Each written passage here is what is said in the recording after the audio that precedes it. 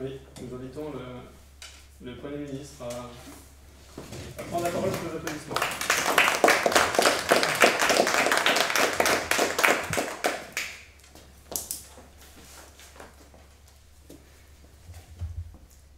Mesdames et messieurs les membres du Congrès, chers membres de l'opposition, je suis au regret de vous annoncer que le suffrage universel est mort. Avec 51,34% d'abstention aux dernières élections législatives, il n'est en aucun cas un instrument de légitimité pour nos élus. Son cœur ne bat plus. Il n'y a plus d'adhésion à la politique de notre pays. Son sang ne coule plus. Où est passée cette démocratie militante de la rue Soufflot de 1981 ou des femmes de la place de l'Étoile en 1971? Enfin, il ne respire plus. C'est un instrument qui n'est plus capable d'insuffler un espoir dans les foyers opprimés de notre République. Avec ce gouvernement, nous partons de ce constat de l'échec pour le traverser, et avec courage le sevrer. Et j'ai l'honneur aujourd'hui de représenter un gouvernement qui, fort et plutôt faible de cet échec, va s'attacher au problème et pouvoir dire que, avec la révision constitutionnelle pour une société responsable que nous proposons, tout citoyen payant un impôt sur le revenu, un impôt mixte, les questions sont ouvertes. Un revenu mixte, un revenu du travail, un revenu du patrimoine, du capital, il permettra alors un accès au droit de vote. La force de cette réforme, c'est contre toute attente son universalité dans les votants. Tout le monde est appelé à voter parce que tout le monde est appelé à travailler. Et il en va ainsi de notre responsabilité. Les exigences d'un grand peuple sont à l'auteur de ses malheurs. Mesdames et messieurs les députés, n'avez-vous jamais ressenti dans vos circonscriptions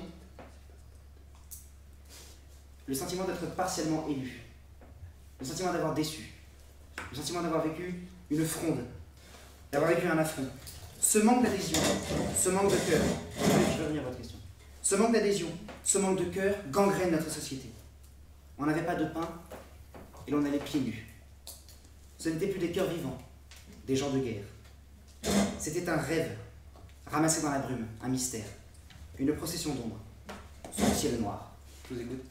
Donc vous comptez faire en sorte que ceux qui ont un travail puissent voter? Tout à fait. Uniquement. Donc ce seraient les patrons qui détermineraient Pas que un travail, ceux qui ont aussi un revenu du patrimoine. Ce n'est pas une discussion. Posez votre question. Poser une question de façon claire, avec un point d'interrogation et pas d'autre.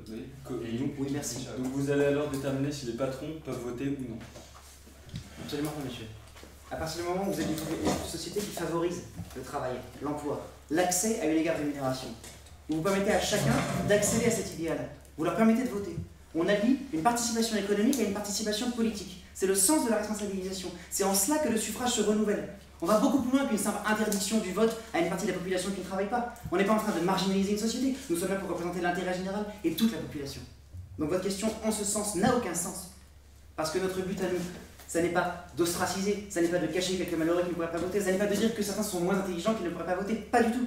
Le but, c'est de favoriser, par ce que nous avons appelé le French Dream, un mécanisme qui permettrait à chacun d'accéder à l'emploi, donc d'accéder au vote. Non, merci. C'est permettre à chacun désireux de contribuer, de voter, en alliant une responsabilité économique à une opinion politique. Nous réinventons par cela l'idée de contribution.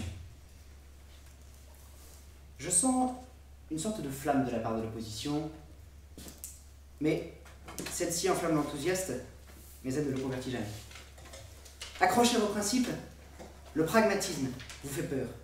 Mais le comble de l'injustice, c'est d'appuyer les actes irréguliers du suffrage appartenant au prince pour forcer par le respect les opprimés du silence. Nous permettons le droit de vote qu'aux riches. Mais il est de notre devoir, comme vous l'avez dit, je reprends ce que vous avez dit, mais il est de notre devoir de donner à chacun de travailler en réinventant le French Dream. Nous favorisons l'exclusion, mais nous redonnons un sens au suffrage et à notre nation par l'idée de contribution. Nous réinventons ainsi la souveraineté nationale et la souveraineté populaire. Et c'est ainsi que par cette réforme, le ministre Moussa vous présentera l'idée de triple responsabilisation du vote qui est inhérent à notre opinion. Nous ne venons pas ici par hasard. Nous venons ici armés d'une opinion, armés d'un point de vue que nous avons travaillé. Et nous pensons ensemble que pour redonner un souffle à cette nation, par le vote, il est important que le travail et que la responsabilité économique y soient inhérentes. La ministre Douillet vous présentera que notre but est de développer une société responsable pour une société savante, avant que la secrétaire générale du gouvernement Brière-Rome ne conclue. Et moi, qui ai l'honneur de représenter ce gouvernement, nous sommes prêts à aller à la fronde pour défendre cette opinion et pour défendre notre nation dans son intérêt général. C'est pourquoi, mesdames et messieurs les membres du Congrès, je vous encourage vivement à voter Les cette questions motion. sont fermées.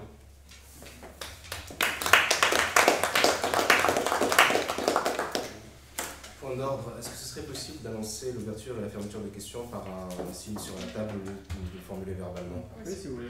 Merci. Aucun problème. Donc, quand je tape comme ça. Non, peut-être un peu plus fort. Je sais pas bien. Je vais le faire, c'est pas. Je sais pas. C'est pas classe. C'est l'expérience. Après cette allocution, nous accueillons pour lui répondre le premier député de l'opposition sous vos applaudissements.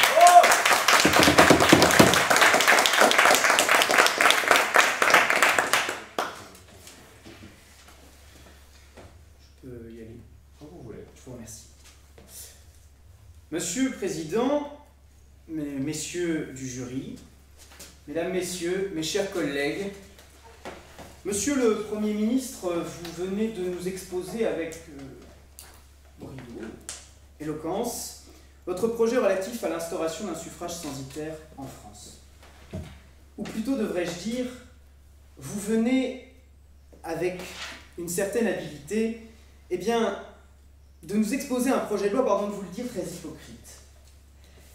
En effet, sous couvert de défendre l'intérêt des Français, eh bien, vous défendez l'intérêt d'une partie d'entre eux seulement. Pourquoi? Parce que vous oubliez une chose essentielle, l'histoire de ce vote. Sophocle ne disait-il pas que par le passé l'on connaît l'avenir? Et quel passé? Le suffrage censitaire, c'est Charles X, c'est Louis-Philippe. Que s'est-il passé à chaque fois? Une révolution, parce que finalement, ils ont monopolisé la parole du peuple, et le peuple n'avait plus la parole. Je prends votre question. Je la prends, ok, je la récupère. Allez. Vous parlez d'histoire. Est-ce que c'est honorer l'histoire que de voir 51% d'abstention aux dernières élections législatives? Je vais vous répondre, laissez-moi un instant, je vais vous terminer la réponse. Je dis donc Charles X et Louis-Philippe. Mais l'exemple peut-être le plus parlant du suffrage censitaire, et d'ailleurs, j'ai cru le reconnaître dans les mots que vous avez employés en nous parlant, effectivement, non pas d'exclure des gens, d'exclure une partie des Français, mais de mettre en avant la souveraineté nationale, de mettre en avant la parole du peuple. J'avais l'impression d'avoir en face de moi Robespierre, mais sans malheureusement toute l'éloquence qu'il avait à l'époque. Deux autres raisons, monsieur, non, je ne prendrai pas votre question. Deux autres raisons majeures finalement nous montrent qu'il faut refuser, pourquoi il faut refuser ce suffrage censitaire. D'abord, au niveau, sur un critère lié à l'égalité ou à la capacité. Vous nous dites que vous voulez réserver effectivement ce suffrage à ceux qui ont un revenu sur le travail, donc qui travaillent, ou c'est-à-dire un revenu sur le, un impôt sur le patrimoine.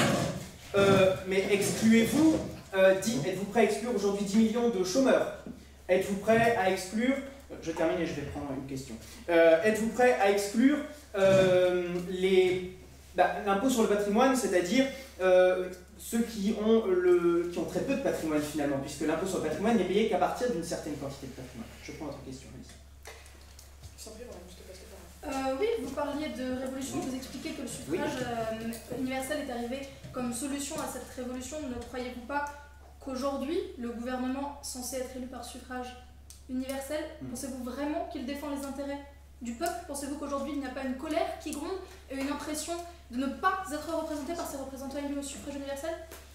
Non, puis en plus, vous citez l'exemple des législatives, mais le gouvernement n'est pas élu. C'est le président de la République. Et le président de la République avait été élu avec largement plus de 50% de participants. Vous citez les législatives, mais ce n'est pas un bon exemple. Moi, je parle, voilà, la législative. Effectivement, il y a une crise aujourd'hui dans notre pays qui fait qu'il y a eu 51%. Voilà. Mais vous savez, la liberté du suffrage, c'est aussi la liberté pour les Français de choisir de ne pas aller voter lorsque le choix ne leur convient pas. C'est faire des citoyens actifs, mais qui sont actifs pas seulement dans le fait d'aller voter, mais aussi dans le choix, dans la décision à prendre de ne pas vouloir voter. Ça, c'était le premier argument. Le deuxième argument, vous nous parlez légitimité. Vous nous dites que le suffrage universel, justement, avec 51% d'abstention aujourd'hui, n'est pas légitime. Mais vous croyez, si, c'est ce que vous avez dit, je reprends exactement ce que vous avez dit, mais pensez-vous que pour le suffrage censitaire, qui exclut une catégorie de la population, je ne prendrai pas votre question, je vous remercie, qui exclut une catégorie de personnes, plusieurs catégories de personnes, il y a une certaine légitimité, il y aurait même plus de légitimité que dans notre suffrage actuel. Moi, je n'y crois pas, monsieur le Premier ministre.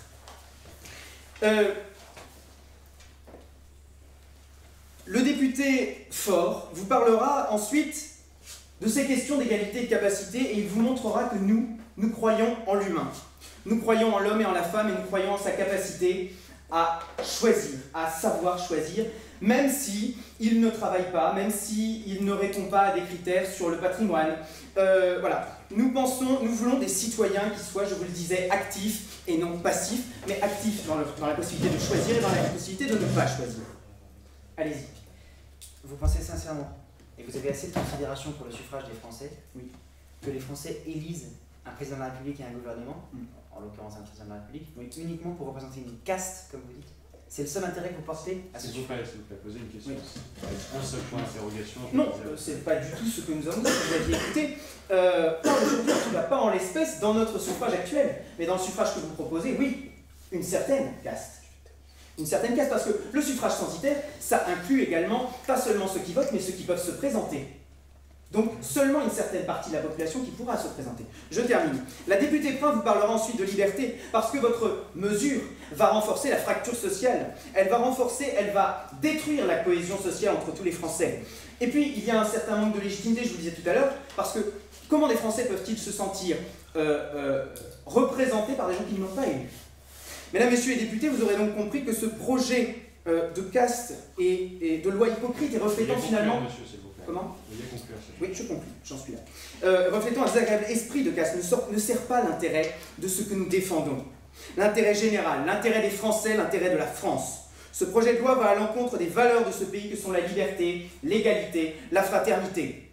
Nous pouvons dire du mal du suffrage universel, mais nous vous répondrons que le suffrage universel est le moins pire des suffrages. Ensemble, disons non à ce projet du suffrage censitaire insensé, insensible, mais sécessionniste et cynique. Laissons la liberté de choix à chacun et à chacune des Françaises et des Français. Vive la République, vive la France.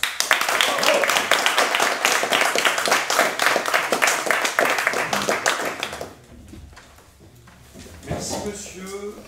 Vous avez donc, rappelez-vous, donc 6 minutes de temps de parole, pas 5, pas 7, 6 minutes. Pour vous répondre, monsieur, nous appelons à la barre madame la deuxième ministre du gouvernement, sous les applaudissements du public.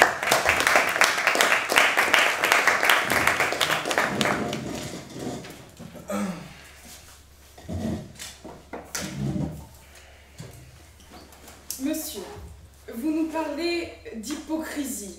Serions-nous si hypocrites à ce point?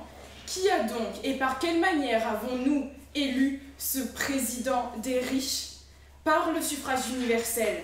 Et dans ce cas, pourquoi ne pas directement laisser voter les riches? Si la dernière preuve en est, et elle date d'il y a à peine quelques mois. Vous nous parlez d'une croyance en l'humain, mais êtes-vous donc prêt à laisser à n'importe qui le droit de vote? Vous êtes prêts, mais nous ne le sommes pas. C'est pour cela, nous ce soir, ou plutôt aujourd'hui, nous voulons une société responsable, nous voulons une société savante. Cette société savante, par conséquent, ne laissera voter que sous condition de ressources. C'est pourquoi nous demandons l'instauration du suffrage censitaire. Aujourd'hui, qui gagne le plus? Aujourd'hui, ce sont, je cite, les catégories socio-professionnelles agrégées 3, c'est-à-dire, en bref, les cadres et les professions intellectuelles supérieures. En d'autres termes, c'est le professeur, c'est le chercheur, c'est l'enseignant, ce sont les cadres administratifs, les commerciaux d'entreprise. En somme, des personnes qui disposent d'une certaine légitimité et surtout qui sont emplies d'une certaine responsabilité. Ils disposent de fonctions de responsabilité et n'ont rien à voir, évidemment, avec ce citoyen qui va voter mais qui attend paisiblement toute la journée dans son canapé que les allocs tombent. Ou alors celui qui enchaîne l'exécution de simples tâches, l'exécutant en somme, mais qui ne connaît rien aux tâches de responsabilité. Je prends votre question, monsieur. Est-ce que vous pensez que par cette... Vous avez une façon de penser extrêmement de caste. Est-ce que vous pensez... Oui, mais vous ne pensez pas que quelqu'un, justement, qui n'a pas de travail, par exemple, n'est pas à même un jour de pouvoir exercer la responsabilité et donc n'a pas la légitimité de pouvoir voter? Il n'a peut-être pas de travail, mais peut-être est-il issu d'un certain milieu qui lui confère un capital culturel et économique, les deux à la fois.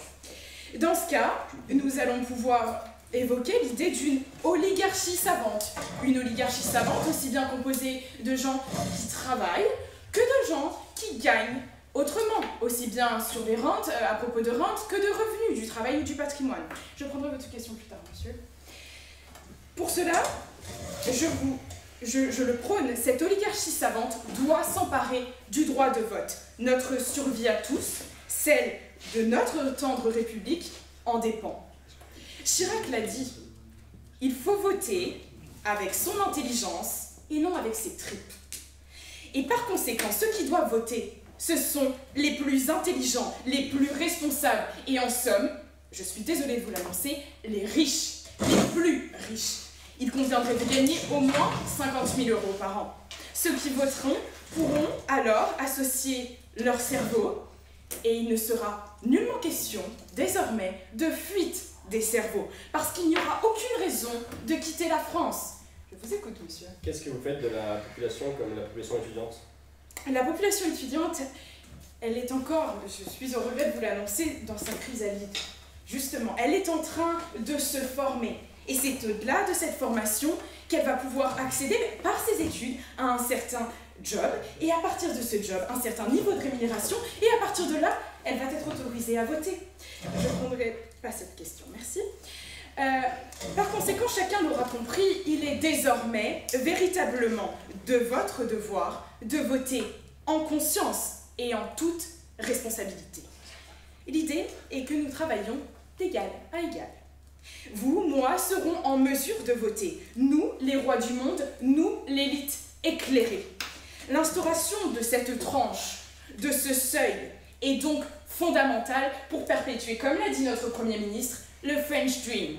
Le French Dream, car c'est bien notre rôle, c'est bien votre rôle, notre rôle à tous, d'être investis dans cette mission et de relever notre nation, celle de la faire briller, de la renouveler et surtout, de ne pas rester dans le passé. Alors, apportez votre contribution, apportez votre pierre à l'édifice. Il est temps, désormais, de voter pour ce projet. Et pour quelle raison? Parce que j'en appelle à votre responsabilité. Merci.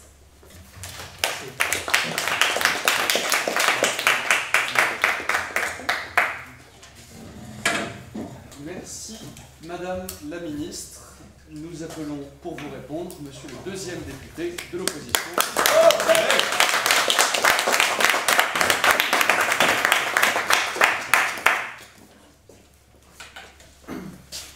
Bonjour à tous, bonjour chers membres de jury, bonjour chers membres du gouvernement.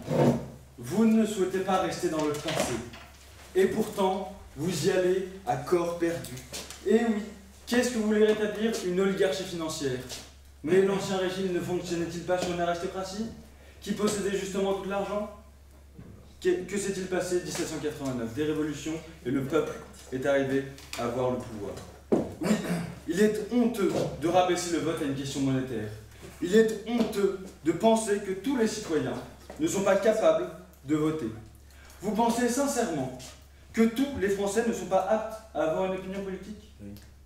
Ah, eh bien monsieur, vous l'avez mérité votre place. Personnellement, je pense... Merci.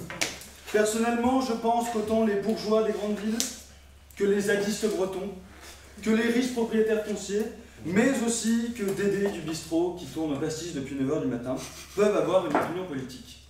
Les questions sont ouvertes. Allez-y. Nous ne pensons pas, je ne sais pas si vous avez écouté l'argumentaire de notre dernière députée, Nous ne pensons pas que tous les Français ne peuvent pas voter, nous pensons Est-ce que c'est une la question, fin. s'il vous Oui. plaît? Ça me formule en question direct. Non, mais S'il vous plaît. Avez-vous compris que pour pouvoir voter, que le vote nécessitait une certaine éducation et que c'est cette éducation qui permettra un travail et ensuite un vote? justement, n'est-ce pas à votre gouvernement de mettre en place une éducation susceptible de pouvoir élever les citoyens jusqu'à la possibilité de pouvoir voter?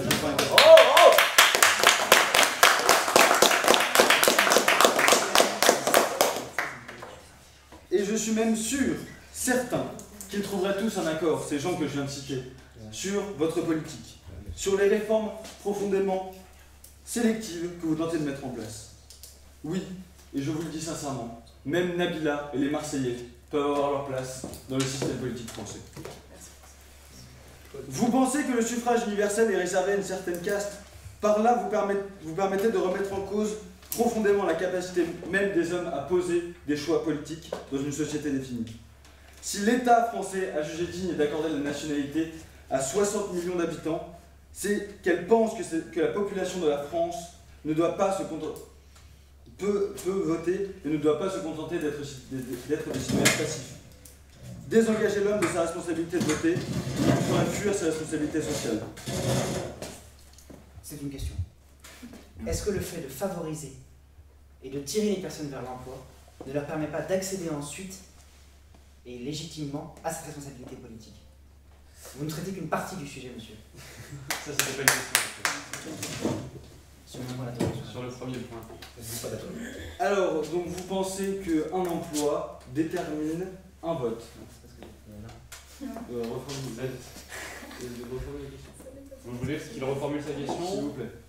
Est-ce que vous pensez sincèrement que le fait de tirer une personne vers l'emploi alors qu'elle ne s'y trouve pas et elle ne paye pas ce qu'on appelait le sens de l'impôt, n'est pas un instrument de méritocratie, n'est pas un instrument qui permettrait d'asseoir légitimement la responsabilité politique de la personne? C'est le fond du projet. Merci, monsieur. Donc vous pensez qu'actuellement, les Français souhaitent être chômeurs, ils ne souhaitent pas gagner d'argent? C'est Allez-y, monsieur, allez-y. Continuez votre argument. Bon, voilà. Moi, je pense que les gens actuellement désirent quand même avoir un emploi. Ce n'est pas le fait de pouvoir voter qui les motivera à avoir un emploi. Voilà. Désengagez l'homme de sa responsabilité de voter et vous lui ferez fuir ses responsabilités sociales. Vous ne ferez qu'un amas d'individus sans fonction sociale. Oui, car la possibilité de voter est un droit inhérent à l'homme. Elle a fait progresser la France depuis 1789. Vous balayez d'un revers de main tous ces acquis sociaux qui ont été faits depuis 200 ans. Comme ça, d'un coup. Et en fait, cela impliquerait une science du progrès, un déni d'une science du progrès qui s'est faite depuis 200 ans. Oui, si nous croyons que hier était moins bien que demain, alors nous savons que le fait de faire évoluer le vote, de permettre à tous les hommes d'avoir le vote, tous les hommes français j'entends bien, d'avoir le vote, et ce qui permettra de faire grandir la société. Le fait de participer à l'élection des gouvernants, c'est la preuve qu'on s'est intégré à un corps social. Voulez-vous remettre en cause l'intégration des hommes dans cette société? Ces valeurs qui ont fait la France. La France s'est formée avec l'arrivée, avec différentes cultures. Non, je ne prendrai pas cette question. Elle a su assimiler différents personnages et les inculturer à la culture française. Et vous comptez remettre ça en cause? Je trouve ça honteux. Honteux, vous savez quoi? L'intégration des hommes nécessite qu'ils votent. Donc, ne détachez pas l'homme de sa réflexion sur le bien social. Chacun est responsable de la société, puisque chacun le porte socialement tous les jours. Nous participons à faire grandir cet immense pays qu'est la France. Ne pas laisser cette liberté, c'est déresponsabiliser les citoyens. Cela reviendrait à mettre à mal la cohésion sociale, le corps social. Ce n'est pas à vous que je vais l'apprendre, mais le corps social a besoin d'unité et de cohésion. Comment est-ce possible si tous ne peuvent pas voter? Des contestations naîtront alors entre les citoyens actifs et les citoyens passifs. La société alors sera déchirée entre les différents individus. Certes, les hommes ne s'intéressent plus directement aux élections, comme vous l'avez soulevé au début, mais au moins ils ne se déchirent pas entre eux. Avant, avec le suffrage universel, ils s'affrontaient dans les urnes. Maintenant, ils s'affronteront dans la rue physiquement, car ils ne pourront pas voter. Laissez ce droit pour le peuple et pour la société tout entière, pour ces valeurs qui transcendent la société. vous remettez en cause ces valeurs alors que seul votre président est élu. Devrais-je rappeler qu'aucun de vous n'est élu? Voilà. Si nos élus ne sont pas assez charismatiques pour soulever les foules, ne remettez pas en cause le peuple lui-même.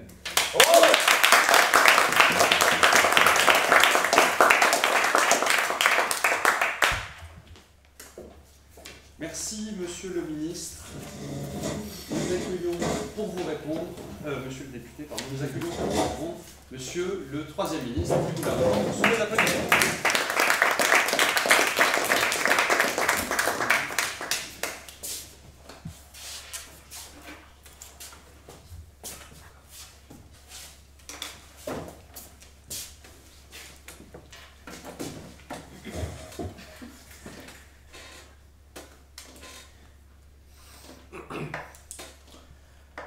Messieurs du jury, j'aimerais m'adresser à vous pour commencer. Nous avons eu avant une leçon d'histoire faite par un apprenti historien. Autrement dit, un historien en devenir, pour le dire autrement, par un non-historien. Il nous a dit la chose suivante: le progrès a un sens. Dans le sens, il irait toujours en avant. Par conséquent, tout ce que nous ferons serait qu'une marche vers l'avant. Eh bien, il se peut que parfois on aille en arrière, avec un retour en arrière, un retour aux traditions, aux sources, à ceux qu'on a délaissés de côté, à ceux qui faisaient le sève de notre famille, de nos traditions, peut avoir du bon, parfois. Mais ce n'était pas le pire. Car non seulement il s'est dépeint en historien, mais il a aussi tenté d'être professeur de sciences politiques. Et à ce niveau-là, analysons cette phrase. On s'intègre en votant. Donc c'est en se mettant dans un endroit noir, dans le silence, en mettant un bout de papier dans une enveloppe, en passant la bave dessus et en le collant, en le mettant dans une urne. C'est comme ça que vous allez vous intégrer à cette société.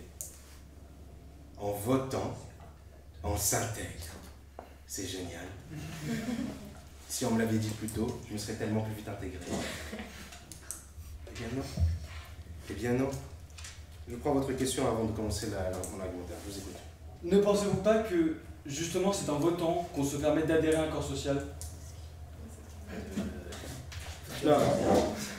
Adhérer à un corps social, monsieur, c'est participer à la vie économique du pays. Adhérer à un corps social, c'est être éduqué, c'est connaître son histoire, savoir faire la distinction, avoir un esprit critique, être cartésien dans un sens, utopiste dans l'autre, voir l'avenir et s'en emparer pour le prendre à bras-le-corps. C'est ça, s'intégrer dans le monde social. Ce n'est pas voter simplement. Le vote, et c'est là où vous avez mal compris la chose, le vote c'est juste une imagination du droit qui transforme un bulletin en des sièges dans les députés. C'est absolument ça. Alors arrêtez de vouloir faire entrer dedans tout et n'importe quoi. L'urne, elle est petite, elle ne peut contenir que des enveloppes.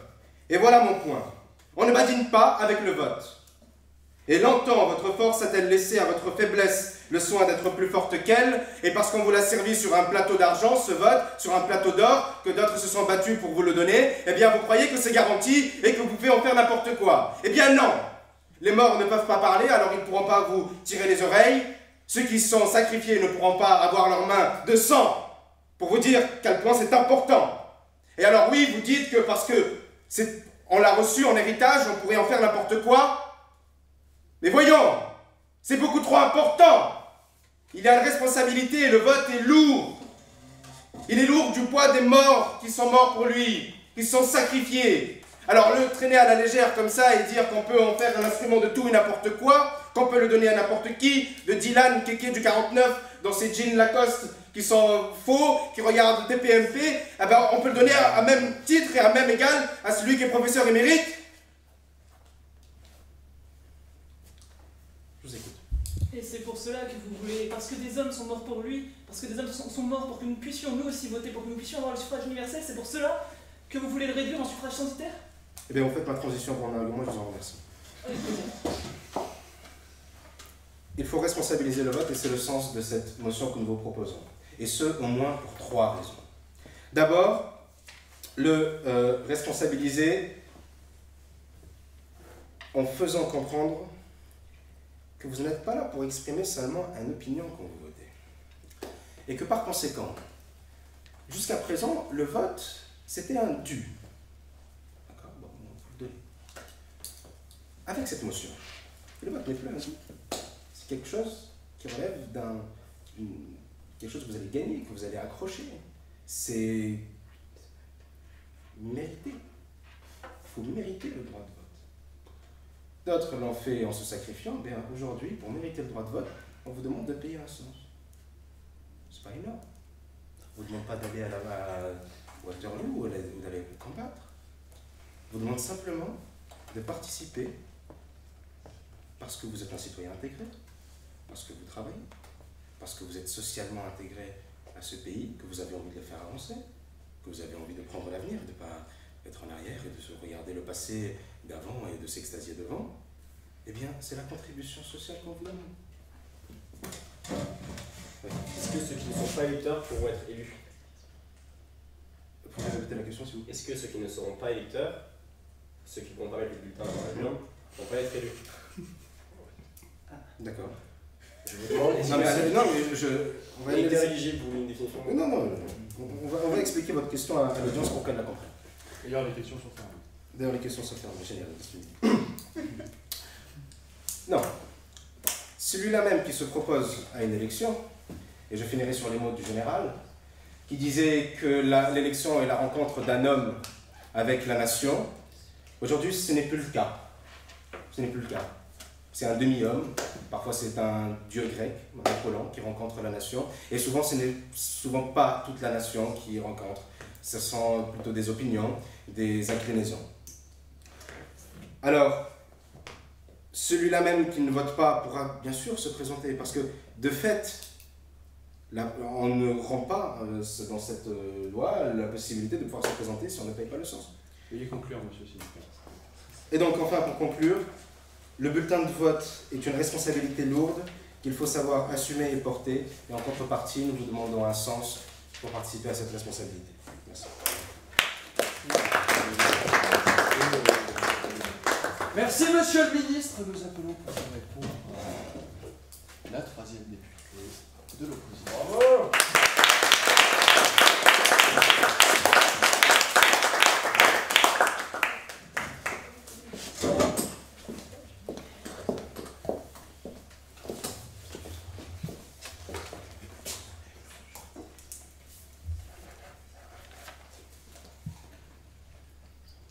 Messieurs les membres du jury, mesdames et messieurs les députés et membres du gouvernement, vous nous présentez une loi pour responsabiliser le vote.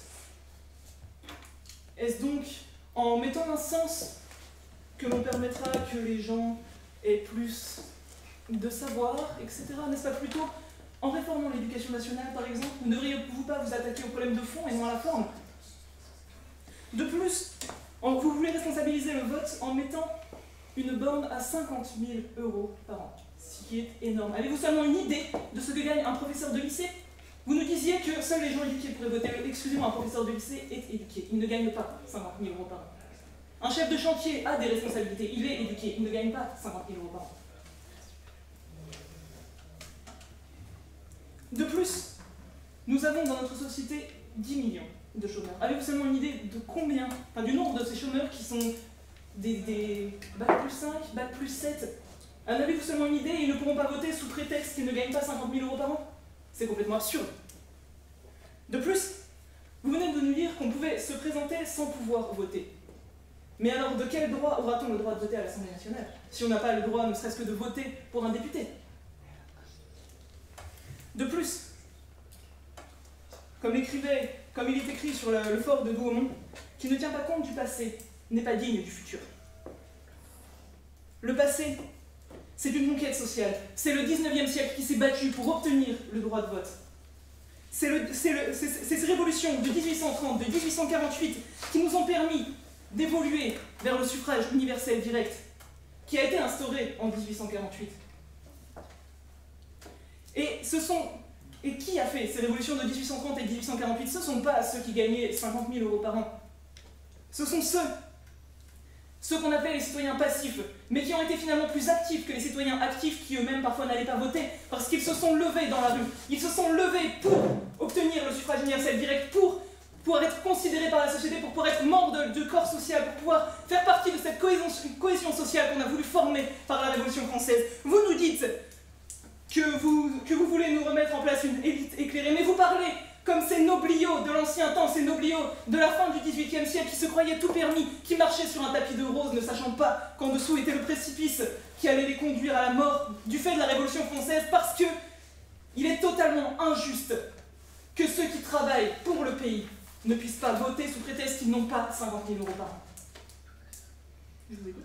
N'est-ce pas plutôt le général en 1948 qui a élargi le collège électoral à un collège réduit à l'universalité de ce suffrage? Il semblerait que vous ne soyez pas plus historien, vous non plus.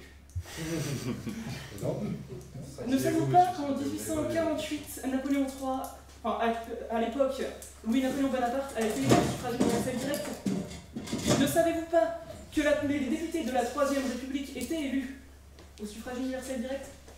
Effectivement, c'était un suffrage masculin, on peut le déplorer. On peut déplorer que le suffrage universel direct, réellement universel, c'est-à-dire aussi féminin, n'ait été mis en place qu'à la fin de la Seconde Guerre mondiale. Mais le suffrage universel direct vient de 1848 et vient même avant de la Révolution française.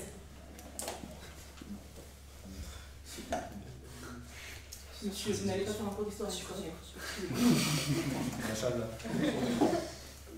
vous nous avez dit que le cœur du suffrage universel direct ne bat plus, qu'il n'y a plus de sang dans les organes du suffrage universel direct. Eh bien, qu'attendez-vous pour faire un massage cardiaque? Qu'attendez-vous plutôt que de lui couper la tête en passant au suffrage censitaire?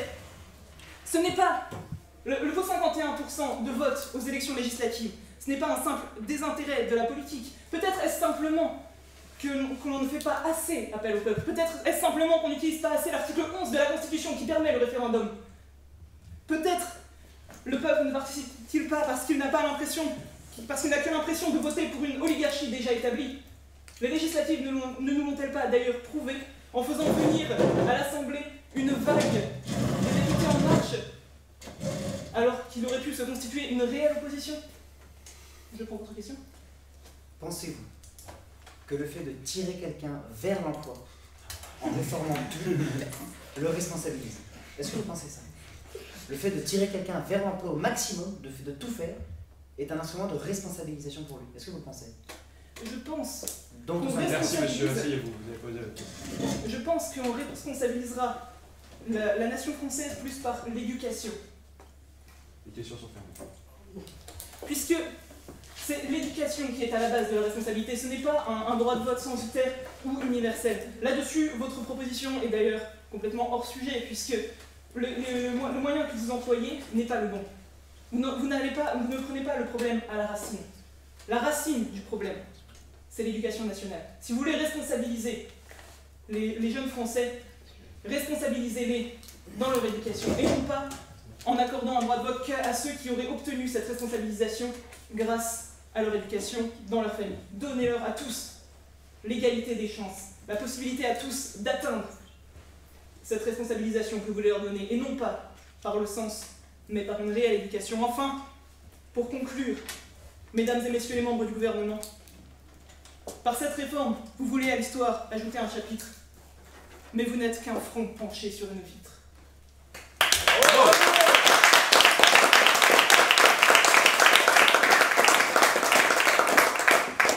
Merci beaucoup, Madame la députée. Nous accueillons pour vous répondre, qui se lève déjà, Madame la secrétaire générale du gouvernement, sous vos applaudissements.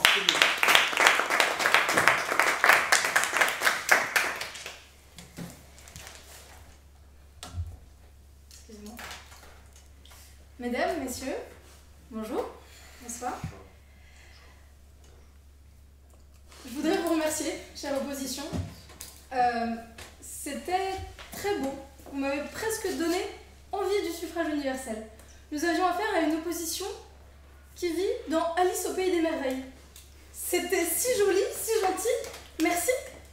Mais vous savez, le lapin blanc dans Alice au pays des merveilles, il a toujours un train de retard. Je crois que c'est à peu près pareil pour vous. Je vais revenir sur chacun de vos arguments. Je pense que ça suffira simplement à soutenir notre motion. Alors, Monsieur le Premier ministre de l'opposition, Vous sembliez un petit peu déstabilisé par notre question. Vous m'avez reproché de revenir sur les législatives en me disant que les présidentielles, elles, avaient 50% de participation. Waouh! La moitié de la population qui vote, mais génial pour une légitimité. Et que notre président, vous m'avez dit, était élu à 50%. Oh non, notre président a été aujourd'hui élu à 21% des suffrages. Quelle légitimité! Êtes-vous réaliste lorsque vous parlez? Vous vivez dans un autre temps. Messieurs, le suffrage universel aujourd'hui ne marche pas. Et quelle serait la Lorsque le président... Vous pouvez permettre que je vous donne la parole peut-être? Merci. Le suffrage universel ne marche pas lorsqu'un président est élu à 20%. Ouvrez les yeux s'il vous plaît. Oui? Et quelle serait la légitimité d'une personne qu'on n'a pas élue, pour laquelle on n'a pas voté parce qu'on n'a pas pu voter? Je tiendrai à vous rappeler, Madame la 3e ministre du gouvernement, députée, que vous auriez pu voter premièrement. Ensuite, je tiens à vous rappeler, parce que, évidemment, excusez-moi, je peux finir de répondre à votre... La légitimité de quelqu'un ne tient pas au fait que beaucoup de gens aient voté pour lui. Vous n'êtes pas le contraire. Je pense... Non, c'est pour ça que je n'accorde pas le droit de vote et que mon gouvernement n'accorde pas le droit de vote à tout le monde. La preuve, ça donne naissance à un taux d'abstention énorme et ça donne naissance aussi à une floraison des extrêmes. Et vous le savez aujourd'hui, pensez-vous que les extrêmes sont légitimes par conséquent? C'est votre avis, ce n'est pas le mien. Et je pense que ce sera tout. Monsieur, vous êtes aussi revenu sur l'argument de l'intérêt général. Pensez-vous aujourd'hui que les gens, lorsqu'ils votent pour l'intérêt général, ils ne votent pas pour eux? Vous êtes naïf à ce point? Mais ouvrez les yeux, s'il vous plaît, pour comprendre l'intérêt général. Qu'est-ce que l'intérêt général? C'est l'intérêt qui serait pour la société. Il faut comprendre les mécanismes politiques, l'intérêt politique de la société, l'intérêt économique de la société, l'intérêt sociologique, l'intérêt tout. Comment voulez-vous comprendre cet intérêt si vous n'y avez pas été éduqué? C'est parfaitement impossible. J'aimerais pouvoir parler, s'il vous plaît. Tous, vous nous avez reproché de ne pas réformer l'éducation nationale. J'aimerais vous rappeler que, pour revenir sur l'argumentaire de quelqu'un, le plus important, ça reste de l'écouter. Je ne sais pas si vous avez écouté notre deuxième ministre, excusez-moi, elle vous a expliqué que nous étions pour une oligarchie, le French Dream, nous étions pour une oligarchie savante. Évidemment que nous réformons l'éducation nationale. J'espère quand même qu'en tant que membre de l'opposition, vous lisez nos réformes, mais ça n'a pas l'air d'être le cas. Enfin, vous nous aviez dit, monsieur, que c'était honteux. C'est honteux d'agir comme ça, c'est honteux. Oui, vous aussi, vous l'avez dit tous les deux d'ailleurs. Votre moralisme, où nous conduit-il? Nous voyons la société telle qu'elle est et pas telle qu'elle devrait être. Nous sommes pragmatiques. Nous sommes pragmatiques et non hypocrites. Nous savons qui vote. Nous savons qui vote et aussi pour qui agissent les gens qui sont élus. Le gouvernement, les gouvernements jusqu'à maintenant qui ont été élus ont agi pour les riches et ont été agis pour les riches. Regardez les statistiques, ouvrez les yeux. N'avez-vous jamais ouvert un manuel de sociologie ou ne serait-ce qu'un article? Qui vote, qui participe aux élections, qui s'abstient et qui vote au contraire pour les extrêmes parce qu'ils en ont marre de ce système? Ouvrez les yeux, messieurs, oui. Vous prétendez donc vouloir prendre la société comme elle est, mais comment comptez-vous faire ça si vous sélectionnez qui vote? Je n'ai pas compris votre question. C'est pas grave, passons. L'idée étant, on accepte toute la société, donc tout le monde peut voter, tout le monde peut adhérer à tel ou tel gouvernement. Or, si on choisit tel ou tel... L'intérêt général, tout le monde ne peut pas le comprendre, il faut une certaine éducation pour le comprendre. J'aimerais vous rappeler de qui est-ce que notre gouvernement s'inspire. Nous nous inspirons de Platon et de la République de Platon. Vous citez le passé et vous l'adulez, c'est bien. La République de Platon, dans ce livre, il nous explique que pour que le peuple puisse voter, pour que le peuple, pour qu'on puisse donner naissance à une démocratie que vous semblez tant aimer, il faut que les gens soient éduqués. Et tout cela passe par l'éducation. C'est pourquoi nous réformons l'éducation en parallèle. Mais ça, je ne sais pas trop si vous l'avez écouté. Voilà. Enfin, vous vous êtes répété des milliards de fois sur la liberté des hommes et leur droit à tous voter. C'est beau, vous êtes pour une égalité de droit, nous sommes pour une égalité de fait. Cette égalité de fait passera par une éducation de tous. Et lorsque tous nous serons aptes à voter, cette égalité aura un sens. Aujourd'hui, c'est tellement illusoire. Regardez les statistiques, elles parlent pour nous. Et j'en ai fini.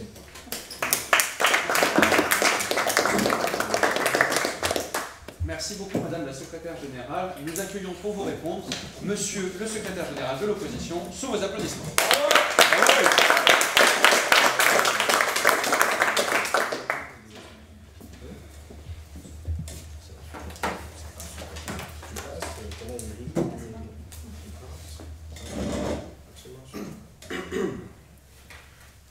Citoyennes, citoyens, messieurs les membres du jury, on vous manipule, on vous exploite. Oui, honorable gouvernement, il faudrait que le peuple entier assiste à ce qui se dit entre ces murs. Vers quel lendemain sans soleil vous les emmenez? Votre projet a le mérite d'être clair, c'est vrai, et donc les conséquences prévisibles. Imaginons quelques instants l'avenir. Votre projet insensé, sans aucun sens, qui veut rétablir le sens, a été voté. Et puis, une partie du peuple sera donc à l'écart. Sans travail, sans patrimoine, sans intelligence, ni éligible, ni électeur, autant dire fantôme, sur une place publique qui ne veut plus de lui. Voué à frôler les murs. On se plaint de l'abstention. Très bien, mais vous voulez légiférer l'abstention, la rendre inéfragable, car forcée. Et alors, cette partie de la population n'aura que faire des débats politiques, des questions de bien commun, d'intérêt général, car elle sera inaudible. Et pourtant, quel dommage. Ne fâchez pas le peuple plus qu'il ne l'est déjà avec le discours public. Il y a tellement à faire pour renouer politique et peuple. Et vous voulez fracturer tout cela. Le vote n'est pas une question de capacité, non, mais d'humanité. Vos critères sont mortifères. Allons-y un par un, ensemble, comme Alice au pays des merveilles. Monsieur le Premier ministre, justement, vous ne voulez pas, vous savez... excusez-moi, vous parlez sur tel un grand poète. Mais je vous rappellerai juste que l'un de nos plus grands poètes, Lamartine, n'a jamais été élu. Les étudiants, vous voulez qu'ils d'abord travaillent avant d'accéder au droit de vote. Mais ne muselez pas la jeunesse. La jeunesse a tant à nous dire sur l'intérêt général, sur le bien commun, sur ce qui est bon ou mauvais pour elle. Et les personnes à la retraite, qui ont travaillé toute leur vie, mais qui n'ont pas forcément de patrimoine, et qui ne sont pas donc assez intelligents, car richesse et intelligence vont de pair avec vous. Et les chômeurs, allez-y. Oui, vous dites que Lamartine n'a pas été élu, il s'est pourtant présenté, il a juste recueilli un pourcentage. Par conséquent, est-ce que vous êtes en train de confondre l'efficacité d'une campagne avec le système dans lequel elle se fait? Non, c'était juste une phrase rhétorique entre poésie et... Alors, vous savez, vous êtes... Vous avez posé non, mais ici, il faut voir la différence. Vous avez posé votre question. La forme et le fond. Mais une nation n'est pas une...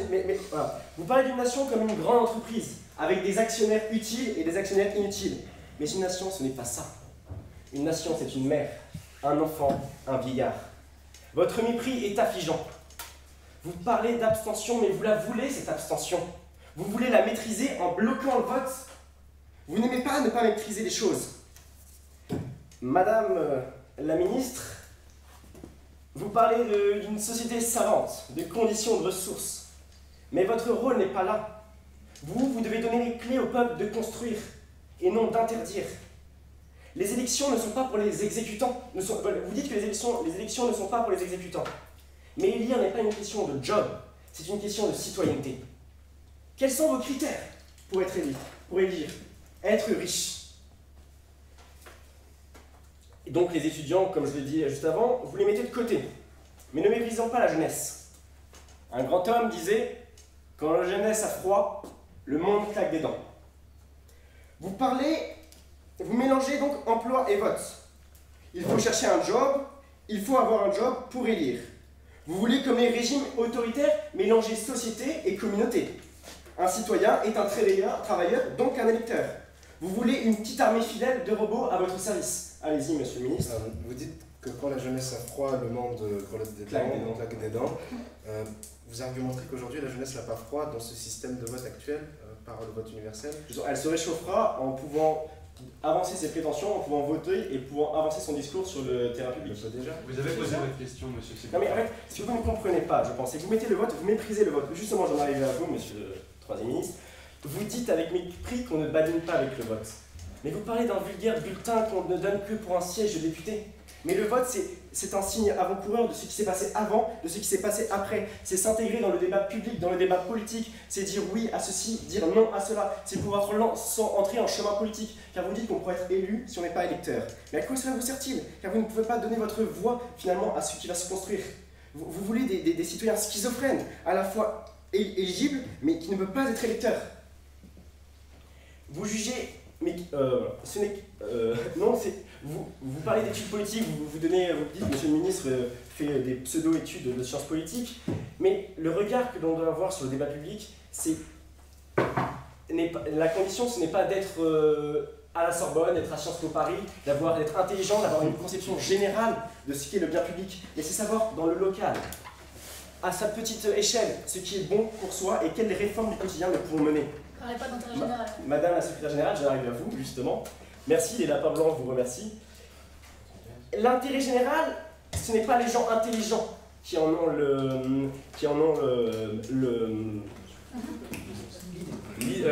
monopole. Pardon, je cherchais mon mot. Mais le lapin blanc, finalement, c'est vous. C'est vous qui avez un train de retard, madame la secrétaire générale. L'intérêt général ne s'étudie pas dans les grandes sphères politiques. Ne s'étudie pas que dans les grandes sphères politiques. Il y a l'addition des petites revendications citoyennes, des petits électeurs de province, des petits Dylan du 49. Les questions sont finies, madame. Qui voient les réformes du quotidien à mettre en place. Et enfin, Platon. Mais Platon, madame, c'est le premier communiste. Platon, c'est la communauté des biens. Platon, c'est le peuple qui dirige. Il prend l'oligarchie. Non, le communisme. Mais revoyez vos classiques. Que voulez-vous? Soyez simple, nous ne sommes pas élus pour modeler à notre gré. Nous devons respecter l'œuvre. Je vais m'arrêter là, mais souvenez-vous juste de la petite Lucie. Lucie a 20 ans, Lucie est brillante, Lucie est étudiante. Mais Lucie n'a pas les moyens, Lucie n'a pas de travail. Mais Lucie était un futur génie. Lucie devra se taire. Ah, c'est dommage. Mais d'autres se lèveront, d'autres ne diront pas non. Vous voulez donc la révolution? Messieurs, Richelieu avec une phrase, une certaine sentence. Ce sont des grands embrasements. Ce sont des petites étincelles que naissent les grands embrasements.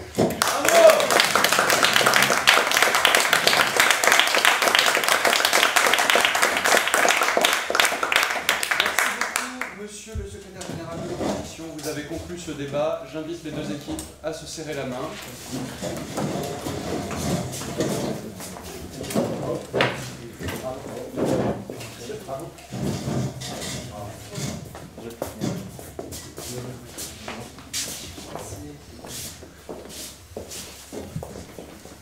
Alors, les résultats seront annoncés tout à l'heure, pas maintenant. Par ailleurs, on nous a indiqué de ne pas vous faire de retour précis pour l'instant. Seulement, je vais me permettre une remarque, les amis, sur le regard. S'il vous plaît, regardez-nous. Je vous en conjure. Vous vous adressez à une assemblée. C'est une assemblée que vous devez convaincre. Ce n'est pas vos adversaires. Vos adversaires, ils ont le rôle qui est aussi imposé que vous. Gouvernement, opposition. Ils s'en foutent complètement de ce que vous dites. Et pareillement de l'autre côté. C'est nous, jury. C'est eux que vous devez convaincre. C'est eux que vous devez regarder dans les yeux. Faites attention à ça, s'il vous plaît.